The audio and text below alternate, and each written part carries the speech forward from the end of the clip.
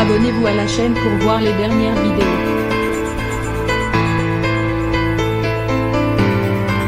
Dernier monstre du cinéma français, porte-drapeau de la nouvelle vague, il a toujours alterné films populaires et plus intellectuels. Sans ne jamais renier ses débuts au théâtre classe égale à HRL, Jean-Paul Belmondo est mort à l'âge de 88 ans.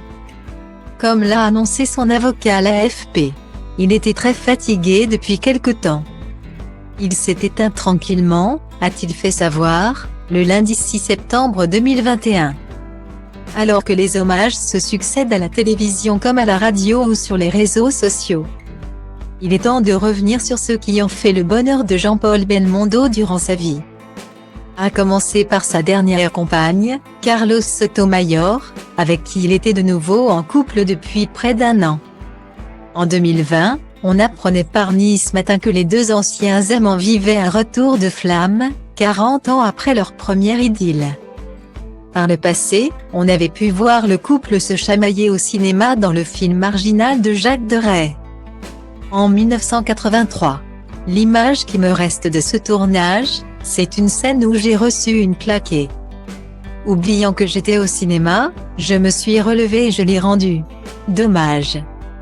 Ils ne l'ont pas gardé. Avec Jean-Paul, c'est une grande histoire et c'est tellement émouvant de nous retrouver ainsi. 40 ans après, a confié l'actrice brésilienne de 60 ans au quotidien régional. Très amoureux, Jean-Paul Belmondo et Carlos Sotomayor s'étaient au passage lancés dans la réalisation d'un scrapbook dans lequel ils retracent les souvenirs de leur vie l'un sans l'autre. À l'époque, dans les années 1980, les deux comédiens ont formé un couple pendant 6 années. Ensemble, ils s'étaient également donné la réplique dans Joyeuse Pâques ou encore Le Solitaire.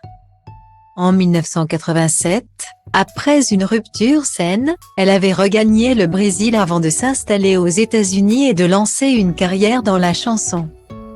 Pendant toutes ces années, Bébel était resté très proche de son ancienne compagne.